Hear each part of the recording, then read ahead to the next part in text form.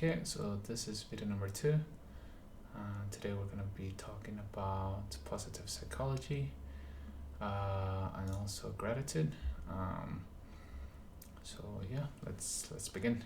Well, we're not really going to be talking about anything. I'm just going to read it and try to be okay talking out loud and just feeling comfortable talking in front of a camera. So let's begin. So positive psychology.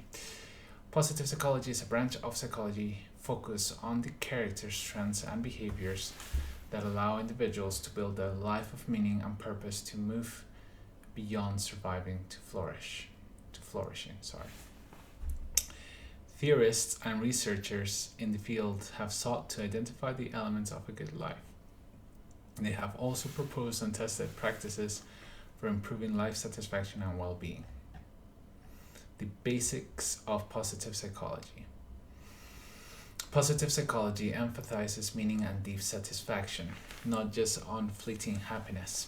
Martin Seligman, often regarded as the father of positive psychology, has described multiple visions of what it means to live happily, including the pleasant life, Hollywood's view of happiness. Let's look this up. I guess is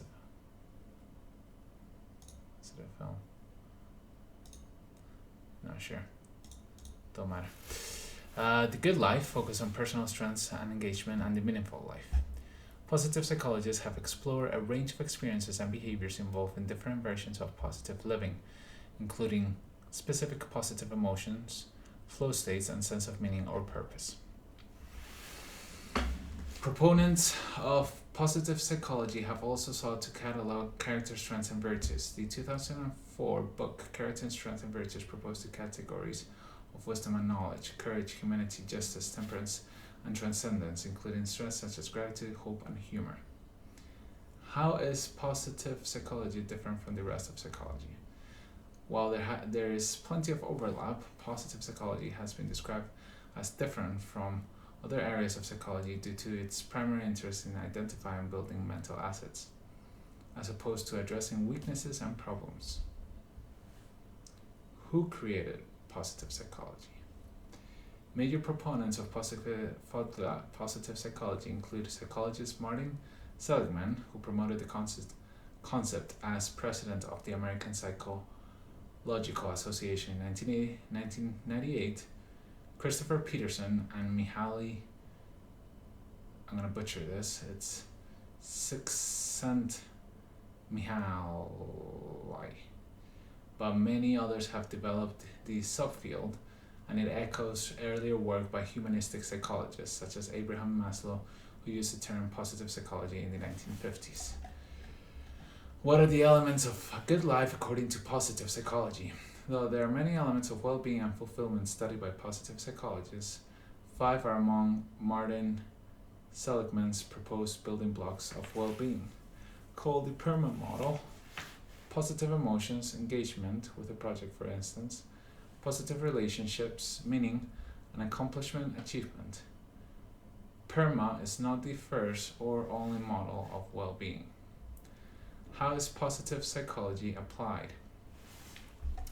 Identifying one's character strengths such as courage, humanity, or justice is considered an important step on the road to good and meaningful life envisioned by positive psychologists.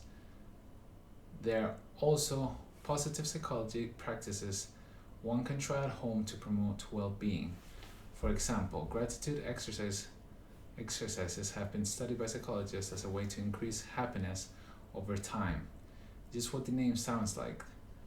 These involve such simple actions as writing down each day 3 things for which one is grateful. Although the focus of positive psychology is on happiness and fulfillment, it is important to understand that this does not mean people are advised to push away their negative emotions altogether. People who are flourishing may room in their lives for such inevitable states of mind. So what are some of the benefits of positive psychology? Let's look.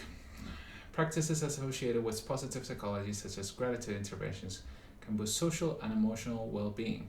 Studies suggest positive psychology has also led to explorations of how developing certain character strengths, positive emotions like awe and other qualities such as a sense of meaning and purpose in life might contribute to positive life outcomes. Okay, why are meaning and purpose significant? Measures of meaning in life have found to relate to other positive life outcomes. For example, research suggests that older adults who consider their lives worthwhile tend to have better physical and mental health.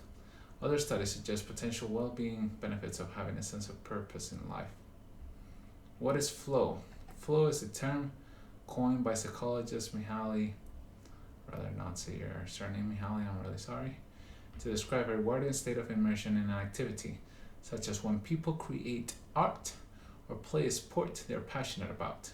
It has been proposed by proponents of positive psychology as one factor that contributes to a happy life. What are some criticisms of positive psychology? Among the critiques of positive psychology are that it has focused on positive experiences at the expense of essential negative ones, and that certain concepts such as character strengths may insufficiently well defined or redescribe existing scientific concepts. Okay, so that's positive psychology from Psychology Today. We're going to quickly read about gratitude as well. Okay, gratitude. Thankfulness. Gratitude is the expression of appreciation for what one has.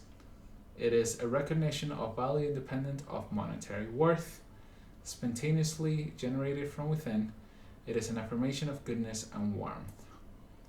This social emotion strengthens relationships, and its roots run deep in evolutionary history, emanating.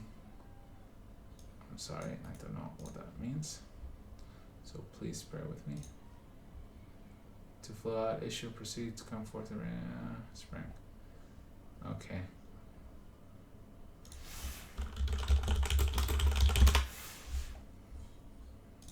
I'm just gonna quickly look.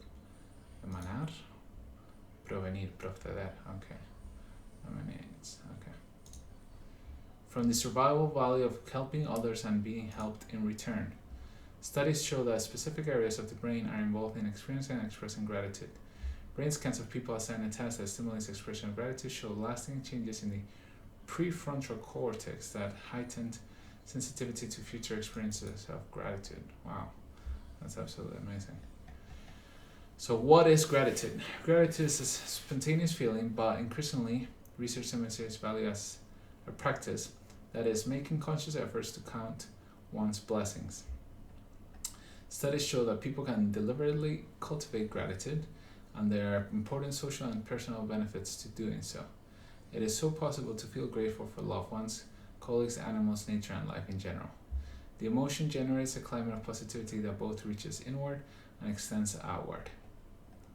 Is gratitude an emotion? Gratitude is an emotion, one that makes a person feel happier.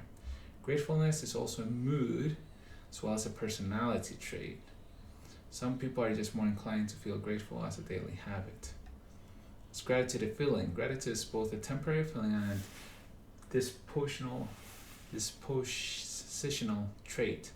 In both cases, gratitude involves a process of recognizing, first, that one has obtained a positive outcome, and second, that there is an external source for that good outcome.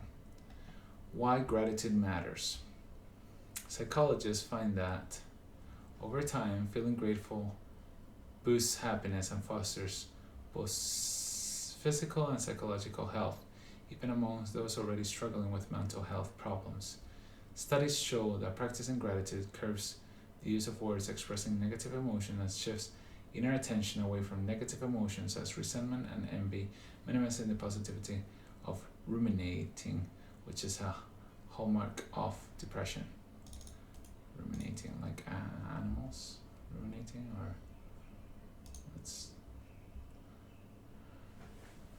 I don't know, we're in the mind. Okay, so in Spanish this is called rayarse. Okay, ruminating. Interesting. Does gratitude reduce stress? 1 second. Let me put this a little bit. People who are grateful feel less pain, less stress, suffer insomnia less, have stronger immune systems, experience healthy relationships, and do better academically and professionally. Overall, it can boost both your mental and physical health.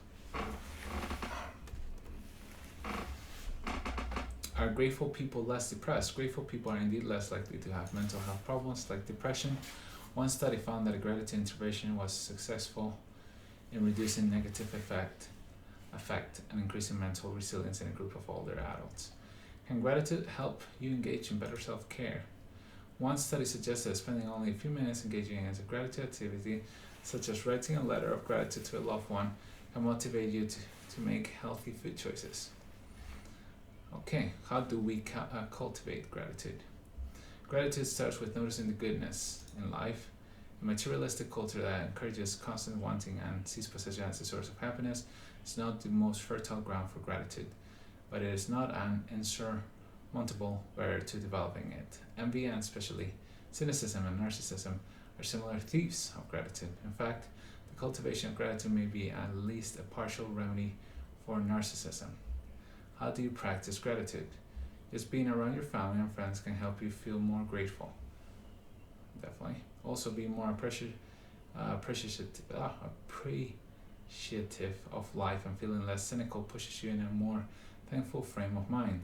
At other times, when you're facing a tough decision, seeing it as a gift is useful. Some people wouldn't mind having such a decision to make. Yeah, so, okay, that makes sense. So what makes a person feel grateful? This depends on the person, and we all differ in the degree to which we're inclined to experience and express gratitude. It can be something as simple as healthy spring shower, just because the rain washes everything clean. Engaging in a more specific act, such as volunteering to help others, makes people feel good about themselves. Is gratitude contagious? It's a social emotion, and the expression of gratitude towards others compounds its benefits. The emotion literally pays itself forward, and it almost does not matter whether the gratitude is communicated or reciprocated by others. Tips to foster gratitude. Keep a journal of, or in some way, note big and little joys of daily life. Write down 3 good things. Identify 3 things that have gone well for you and identify the cause. Write thank you notes to others. Think about people who have inspired you and what about them was most significant. Engage in mental subtraction. Imagine what your life would be like if some positive event had not occurred. Okay, so that's the video for today. Yeah, that was nice. That was a nice read. Tomorrow we'll continue reading about just anything psychological to try to just improve and understand things better. So yeah, see you later.